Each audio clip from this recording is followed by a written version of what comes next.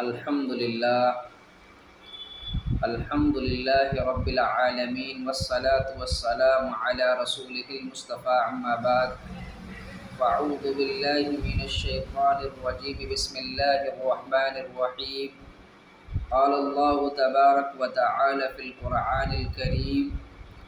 إن الدنيا خلقت لكم وإنكم خلقتم للآخرة أو كما قال عليه الصلاة والسلام۔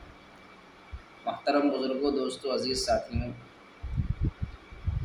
اللہ رب العالمین نے قرآن پاک میں متعدد جگہ پر یہ بات ارشاد فرمائی کہ بے شک جو لوگ غیب کی چیزوں پر ایمان لائے اور غیب کی چیزیں بمعنی اندیکھی چیزوں پر، اللہ رب العالمین نے قرآن پاک کے اندر ارشاد فرمایا کہ بہت سی ایسی چیزیں ہیں جو اس دنیا سے بدرجہ بہتر ہے، اگرچہ لوگ اس پر ایمان لے آئیں، اس پر یقین رکھیں۔ مثال کے طور پر آخرت کی تمام زندگی، جنت اور جہنم،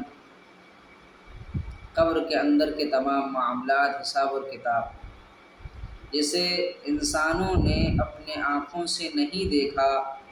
اور انہیں اس دنیا میں یہ بات بتلائی گئی علماء اکرام کے ذریعے، قرآن کے ذریعے، صحابہ اکرام کے ذریعے،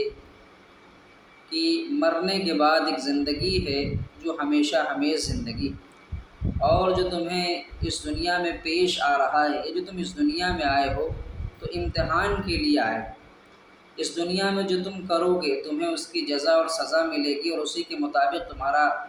تمہارے اعمال کی جزا ہو۔ محترم بزرگوں، دوستو، عزیز ساتھیوں، ان چیزوں پر یقین کیسے آئے، اور اگر یقین ہے تو کس درجے کا یقین ہے؟ کیا اس درجے کا یقین ہے جس درجے کا یقین اللہ رب العالمین کو مطلوب ہے؟ اگر اس درجے کا یقین بندوں کا بن جائے تو جو آج ہم معاشرہ دیکھ رہے ہیں، جو آج ہم سماج دیکھ رہے ہیں، جس میں بکثرت لوگ گناہوں کی طرف راغب ہیں، جس میں بکثرت لوگ اس بات کو بھول چکے ہیں کہ مرنے کے بعد ایک زندگی ہے جس میں انہیں حساب اور کتاب دینا ہے، جس میں اتنی غفلت ہے، اتنی غفلت ہے کہ میں اپنے بزرگوں سے یہ بات سنا کرتا تھا کہ جس گھر میں میت ہو جایا کرتی تھی تو لوگ اس گھر کے مہینوں نماز پڑھا کرتے تھے، اس گھر میں مہینوں دینی ماحول اور دینی فضا قائم رہتی تھی۔ یہ ہمارے بزرگوں نے جو ہمیں بتلایا، لیکن جس کا نتیجہ یہ ہے کہ آج آپ جب اپنے گھروں میں، ہمارے گھروں میں جب کسی کا انتقال ہو جاتا ہے، ہمارے دوست کا ہو جائے، ہمارے بھائی کا ہو جائے، ہمارے والد والدہ کا ہو جائے، ہماری بہن کا ہو جائے، تو پھر ہم اپنے دل کو ٹٹولیں کہ کیا ہمارا دل اس بات کی طرف ہمیں راغب کرتا ہے، متوجہ کرتا ہے کہ ہمیں بھی ایک دن مرنا ہے، ہمیں بھی اس دنیا کو چھوڑ کر جانا ہے۔ میرے محترم بزرگوں، دوستوں، عزیز ساتھیوں، میں نے جو اپنی آنکھوں سے دیکھا ہے وہ یہ دیکھا ہے کہ انسان آج بدرجہ غفلت کے درجے میں پہنچ چکا ہے۔ آخرت کا جو یقین مسلمانوں کے دلوں میں ہونا چاہیے تھا، اس سے وہ کوسوں دور۔ میرے محترم بزرگوں، دوستوں، عزیز ساتھیوں، اگر وہ دور نہ ہوتے تو یہاں تک کہ جس گھر میں میت ہوئی ہے اس گھر کے افراد کی فجر کی نماز قضا ہو جاتی، چھوٹ جاتی، ظہر کی نماز کا کوئی پتہ نہیں۔ اس لیے میرے محترم بزرگوں، آخرت کی جو تمام چیزیں ہیں، جنت ہے، جہنم ہے، حساب و کتاب ہے، اس کے لیے ہمارے دلوں میں کس طریقے سے ایمان مضبوط ہو جائے اور کس درجے کا ایمان ہمیں ہمارے اعمال پر کھڑا کر دے، اس بات کی فکر کرنے کی ضرورت ہے۔ میرے محترم بزرگوں، دوستوں، عزیز ساتھیوں، اگر ہم نے اس طرف سے غفلت برتی، اس کا نتیجہ یہ ہوگا کہ ہمیشہ ہمیش کی زندگی میں ہم ناکام ہو جائیں۔ اللہ تعالیٰ قرآن پاک کے اندر ارشاد فرماتا ہے، ان الدنیا خلقت لکم وانکم خلقتم للآخرہ، کہ دنیا کی ہر شے، دنیا کی ہر چیز ہم نے انسانوں کے لیے پیدا کی ہے اور ہم نے انسان کو آخرت کے لیے پیدا کیا۔ میرے محترم بزرگوں، دوستوں، عزیز ساتھیوں، اس دنیا میں سب سے بڑی نعمت جو اللہ رب العالمین نے ہمیں اور آپ کو دی ہے وہ ایمان کی دولت ہے۔ اس ایمان کی دولت کو بچانے کے لیے ہمیں اور آپ کو محنت کرنی پڑے گی۔ الحمدللہ ثم الحمدللہ، آج ہم مسلمان ہیں۔ لیکن کیا ہم اپنے موت تک مسلمان باقی رہیں گے، اس بات کی فکر کرنی۔ باطل کی جو محنتیں ہیں، باطل کو جو فکریں ہیں، اگر ہم نے